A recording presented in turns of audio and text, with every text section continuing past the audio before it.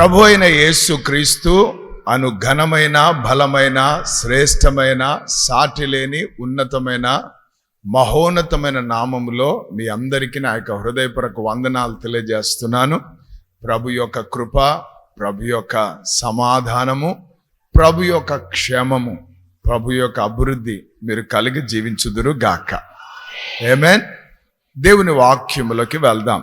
మత్తయి సువార్త 25వ అధ్యాయము 46వ మాటను మనం చదువుకుందాం. మత్తయి సువార్త 25వ అధ్యాయము 46వ మాట. వీరు నిత్య శిక్షకును నీతిమంతులు నిత్య జీవమునకును పోవుదురు. దేవునికి స్తోత్రం. హల్లెలూయా.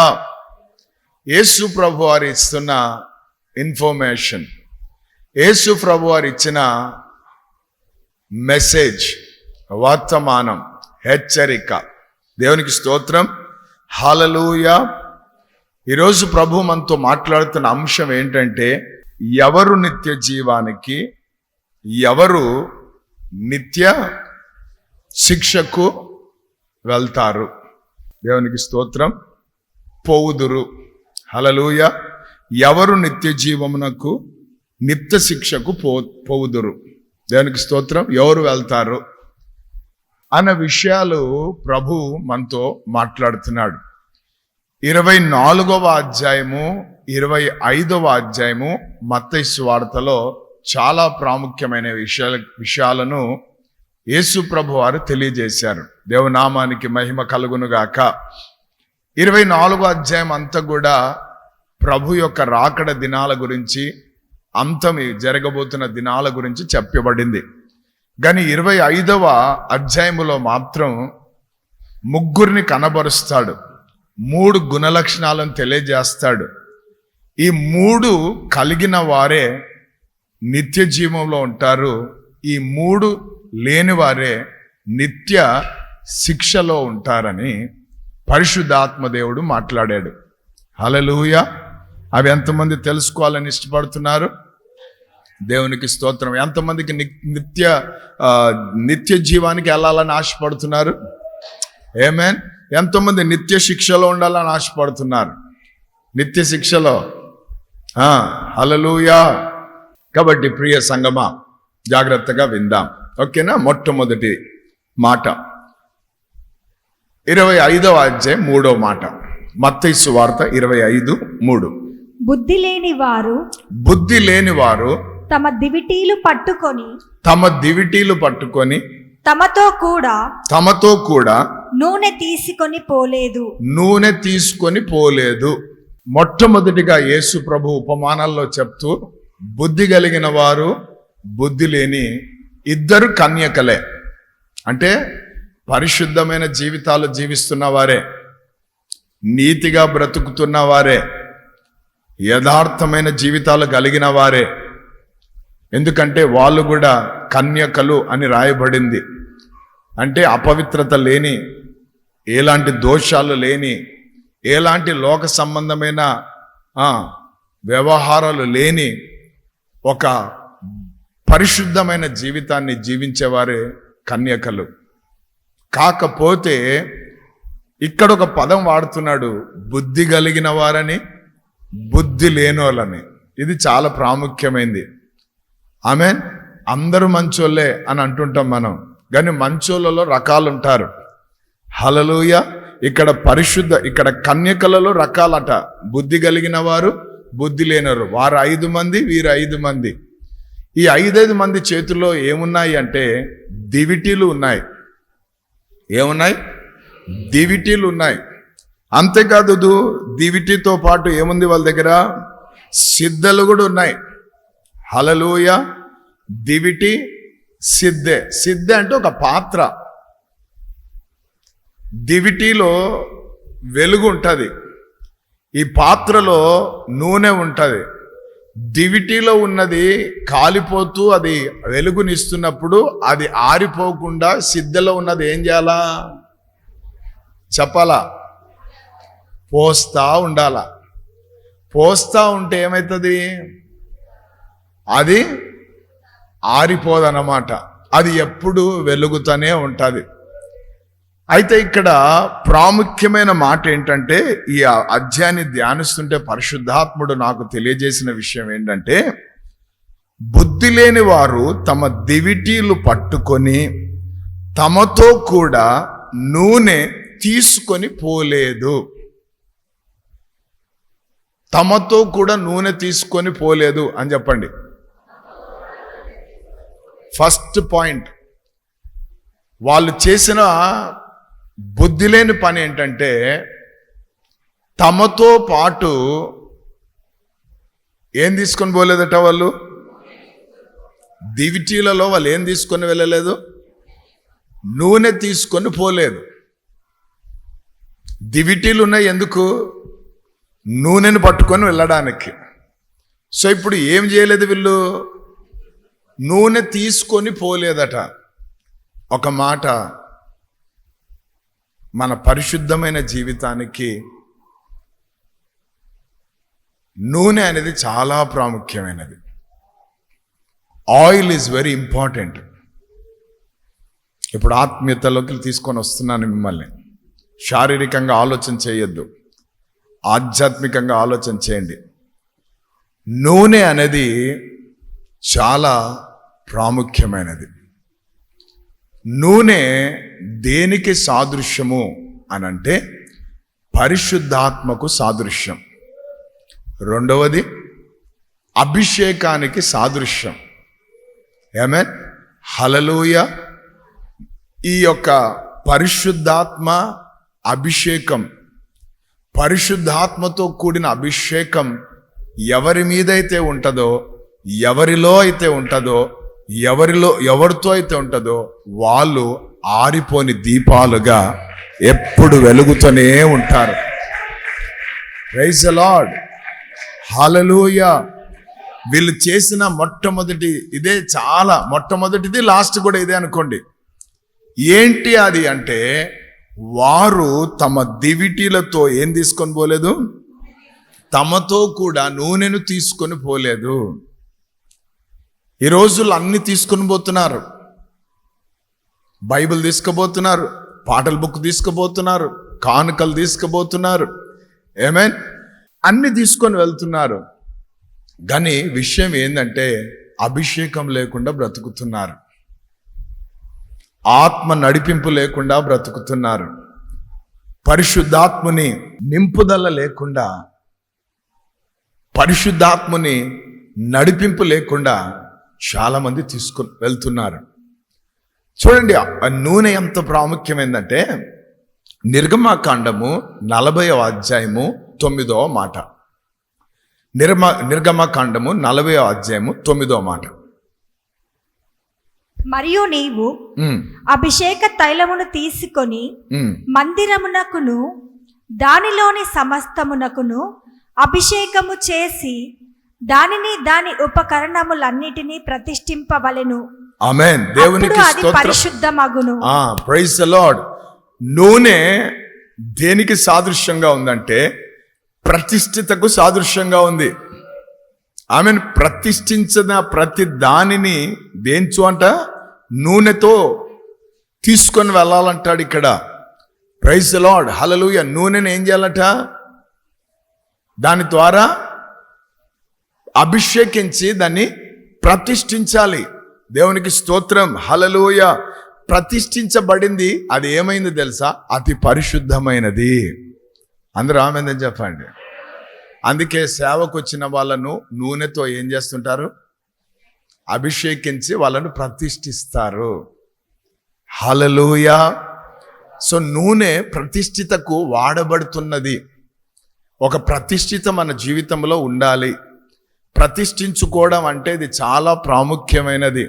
ఎన్ని ఉడుకుదడుకులు వచ్చినా, ఎన్ని అవమానాలు వచ్చినా, ఎన్ని నిందలు వచ్చినా, ఎన్ని సవాళ్ళు వచ్చినా నిలబడతాడు చూడు, వాడే ప్రతిష్ఠించబడినోడు, వాడే అతి పరిశుద్ధుడైన వాడు. హల్లెలూయా. చిన్న చిన్న వాటికి మూతి ముడుచుకొని ఇంత మాట అంటారా నన్ను, ఇంతగా అంటారా నన్ను, ఇంత అని ఏ రేంజ్లో, హై రేంజ్లో పోయి బుడ్డ మూతి ముడుచుకొని ముఖం తిప్పుకొని పోయేది ప్రతిష్ఠిత కాదు. హల్లెలూయా. లోక పాపములను మోసుకొని పోయిన దేవుని గొర్రెపిల్లగా వచ్చాడు, వేసాడు. ఆయన ప్రతిష్ఠితనే వేరే. అందుకే ఏమంటాడు తెలుసా, నా ప్రాణం ఎవడు తీయలేడు కానీ నేనే నా గొర్రెల కోసం ప్రాణం పెడుతున్నాను అంటాడు. హల్లెలూయా.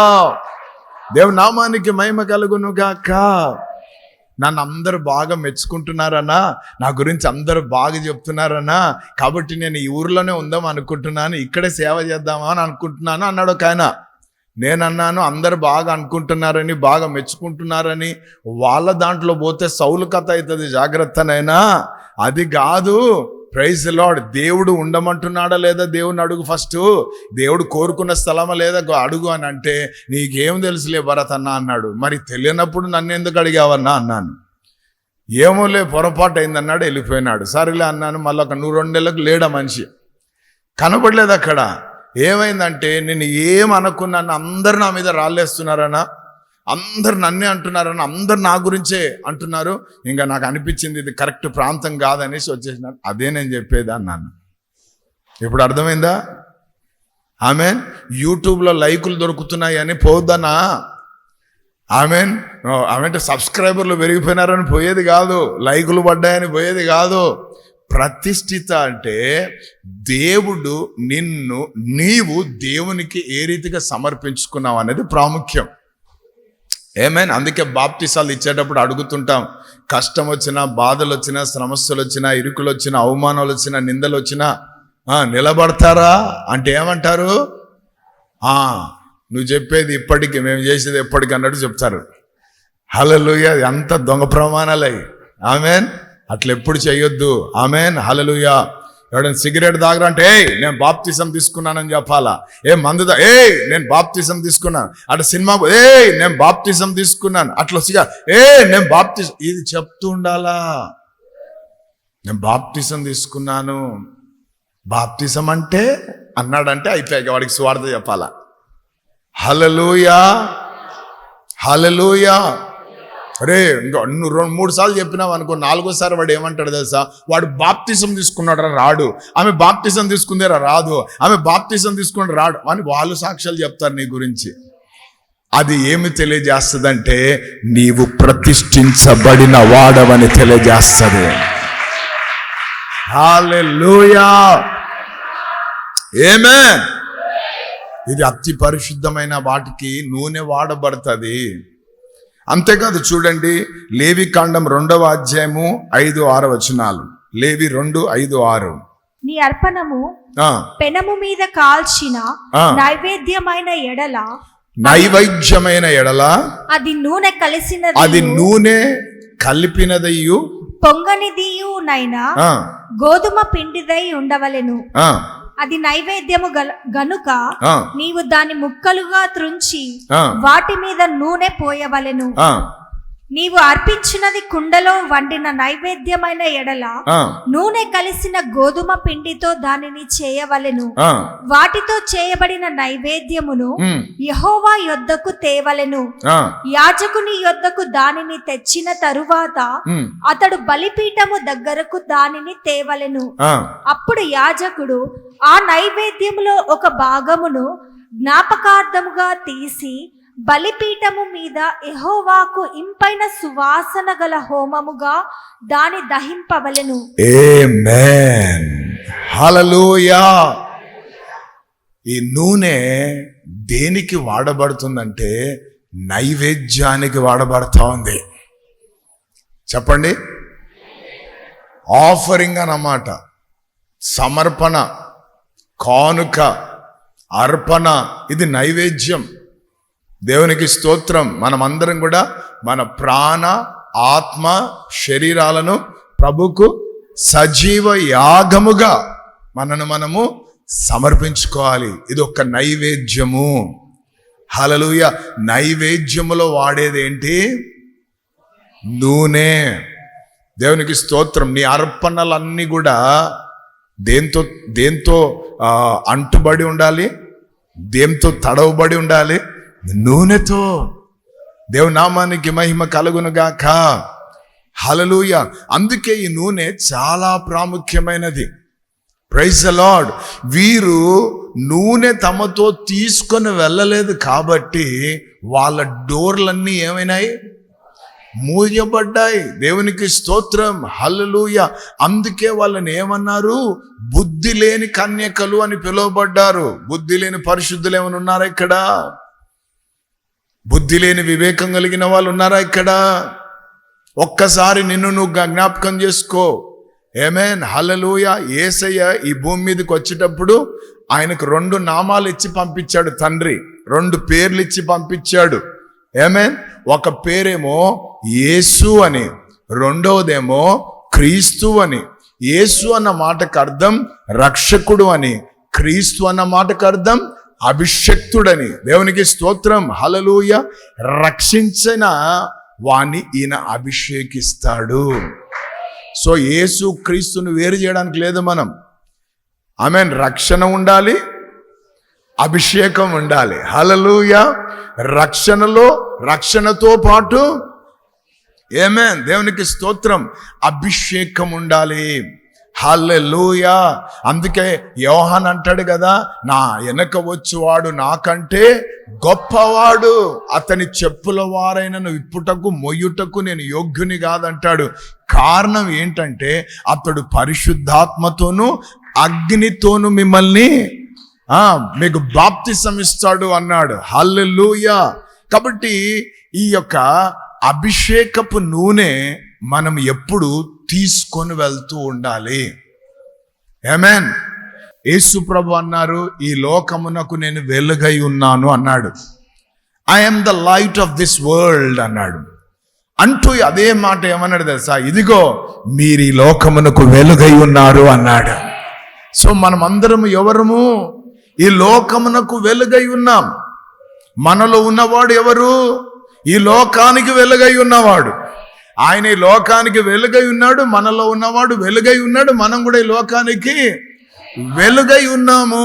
అయితే వెలుగు ఎప్పుడు వెలుగుతూ ఉండాలంటే, దీపము ఎప్పుడు ప్రకాశింపబడుతుండాలంటే, దేవుని మందిరంలో దీపస్తంభం అనేది ఒకటి ఉంది. మోషే అలాగే సొలొమోను కట్టిన మందిరాల్లో దీపస్తంభం ఉంది. ఆ దీపస్తంభములో ఏం జరుగుతుండాలి తెలుసా? ఎప్పుడు కూడా ఆ దీపము వెలుగుతూనే ఉండాలా, ఎప్పుడు వెలుగుతూ ఉండాలా. ఆరిపోయిందా, ప్రభావం వెళ్ళిపోయిందని అర్థం. ఆరిపోయిందా, దాని పని అయిపోయిందని అర్థం. కాబట్టి ఇది ఒక సూచన. దేవుని నామానికి మహిమ కలుగును గాక. హల్లెలూయా. ప్రకటన గ్రంథంలోకి వస్తే 7 దీపస్తంభముల మధ్యలో దీపస్తంభము దేనికి గుర్తంటే సంఘాలకు గుర్తయ్యున్నది. దేవుని బిడ్డలారా, ఈ సంఘము ఎప్పుడు వెలుగుతూనే ఉండాలా. సంఘం అంటే నువ్వు నేనే. మనం ఎప్పుడు వెలుగుతూ ఉండాలా, వెలుగునిస్తూ ఉండాలి. అయితే ఈ వెలుగు ఎప్పుడు ఉండాలి అనంటే దీంట్లో నూనె ఎప్పుడు ఉండాలా, అభిషేకం ఎప్పుడు ఉండాలా. ఆమేన్. వారు ఏమి తీసుకొని వెళ్ళలేదట? తమతో కూడా నూనెను తీసుకొని వెళ్ళలేదు. ఈ మాట చదివినప్పుడు గుండె పగిలిపోయింది నాకు. ఒక్కసారి నన్ను నేను పరీక్ష చేసుకున్నా, నూనె నాతో ఉందా లేదా అని. సో సంగమా, మేలుకో, నూనె ఉందా? హల్లెలూయా. ప్రతి ఏటా షిలోహు మందిరానికి హన్నా కుటుంబం వచ్చేది, ఎల్కానా వచ్చేవాడు, పండగ చేసుకునే వాళ్ళు వెళ్ళిపోయేవారు. కానీ అక్కడ జరుగుతుంది ఏంటో తెలుసా? వృద్ధాప్యంలో పాస్టర్ గారు ఉన్నారు. ఆ పాస్టర్ గారు సంతానం ఏమైనా ఉన్నారంటే వాళ్ళంతా మోసగాళ్ళుగా ఉంటున్నారు. ఇక నెక్స్ట్ ఆ దీపానికి నూనె పోసేవాడు ఎవడు లేడు.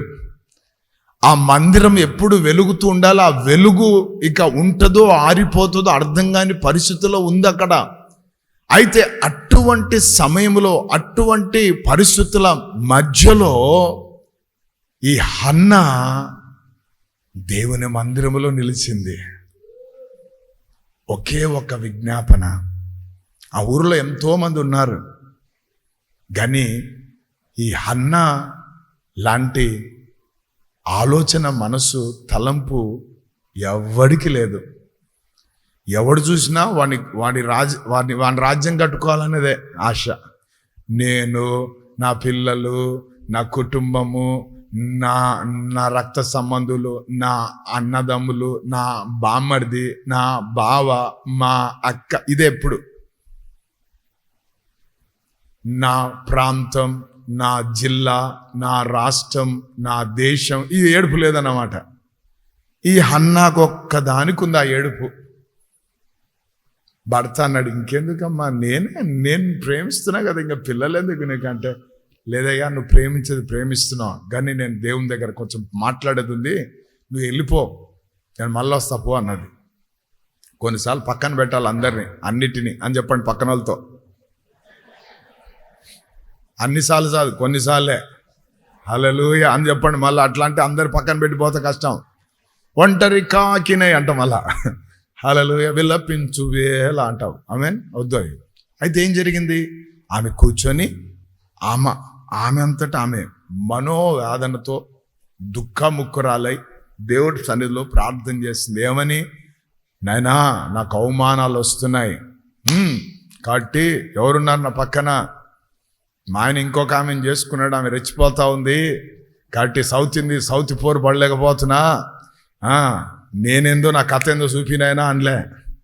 కొంతమంది అటువంటి వాళ్ళు కూడా ఉన్నారు. ఒక్క పిల్లోడు పుట్టనన్నా వాని కథ చెప్తా అంటుంది. నేను ఎవరో వాడంటే వాళ్ళ భర్తట.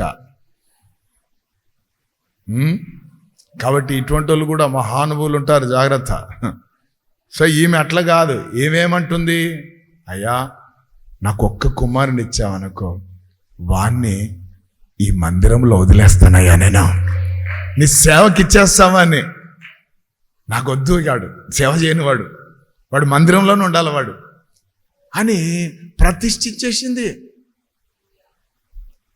ఆ మాట ఎప్పుడైతే నోట వచ్చిందో, దైవ సేవకుని కనుదృష్టి ఆమె మీద పడేటట్టు చేశాడు దేవుడు. అకస్మాత్తుగా జరుగుతాయి ఇవన్నీ కూడా. దీన్నే అంటారు ఫేవర్ అని, దీన్నే అంటారు కృప అని. చూసి అన్నాడు, ఏమ్మా ఇంకా రాత్రి కూడా గల అప్పుడే తాగినవేమన్నాడు. అంటే అంత మత్తులో ఉంది ఆమె, అంత ప్రార్థనలో ఉంది. అపార్థం చేసుకున్నాడు నా. కానీ వెంటనే అంటాడు, లేదయ్యా పొరపాటు అయిందని చెప్తా ఉంటే ఒక మంచి మాట అంటాడు. ఏమంటాడంటే, వచ్చే ఏట నీ ఒడిలో ఒక కుమారుని దేవుడు ఉంచుతాడు పో అన్నాడు. అనగానే ఆమె ఆ మాట విన్నది, విశ్వసించింది. 10 మంది పాస్టర్ల దగ్గర పోయి కలుసుకోలేదు. ఆ పాస్టర్ ఇట్లా అన్నాడు, కరెక్టా కదా, కొంచెం కనిపెట్టి చెప్పు పాసయా, కొంచెం కనిపెట్టి చెప్పు అని 10 సంఘాలు తిరిగి 10 మంది దగ్గర పోయి 10 మంది నెత్తి మీద చేపెట్టించుకోలే. ఒకే సంఘం, ఒకే దేవుడు, ఒకే ఆత్మ. విన్నది అక్కడ ఎంత మంచిగా రాయబడిందంటే, ఆ నాట నుండి ఆమె దుఃఖముక్కురాలై ఉండటం మానేనట. వదిలేసింది, వరి లేదు, ఏం లేదు, దేవుడు నాకు ఇవ్వబోతున్నాడు సంతానం అని నెమ్మదిగా ఉంది. దేవుడు ఆమెను జ్ఞాపకం చేసుకొని ఒక కుమారుని ఇచ్చాడు. ఆయన పేరే సమూయేలు. ఆమేన్. సమూయేలు అనేవాడు ఏం చేశాడు తెలుసా? చిన్నప్పుడే వాడు పాలు మానుకోగానే, కొంతమంది చెప్తుంటారు, అన్నా నేను చిన్నప్పుడే మా వాడిని దేవునికి అప్పచెప్పినానన్నా, వాడు పరిచర్య చేయాలి, సేవ చేయాలంటాడు. నేను అన్నాను, ఎంతమ్మా, ఎక్కడున్నాడమ్మా అంటే, వాడికి 50 ఏండ్లట, 40 ఏండ్లట. ఇక వాడు ఏం చేస్తాడు సేవ? వాడిని ముద్దులు పెట్టుకుంటే ఇంట్లో పెట్టుకుందే సరిపోయి నీకు కదా. సెటిల్ అయినాక ఏ సెటిలు? అర్థమైందా? ఇది అంత కాదు. దేవునికి స్తోత్రం. ఏమే ధైర్యం ఉండాలా. ప్రతిష్ఠించడం అంటే మామూలు విషయం కాదు. దేవునితో మాట్లాడుతున్నావు నువ్వు, దీపం ఆరిపోకుండా చూసాలి. దేవుని మందిర పరిచర్య వాని బాధ్యత అన్న ఆ ప్రతిష్ఠిత ఉన్నప్పుడు నువ్వు వేరే ఆలోచన చేయవు. దాని తర్వాత దేవుడు మళ్ళీ హన్నాన్ని జ్ఞాపకం చేసుకొని మొత్తం 5 మంది సంతానాన్ని ఇచ్చాడు హన్నాకి. 1 ఇచ్చి 5 పొందుకుంది. చూడు ఏమో ఆశీర్వాదాలు.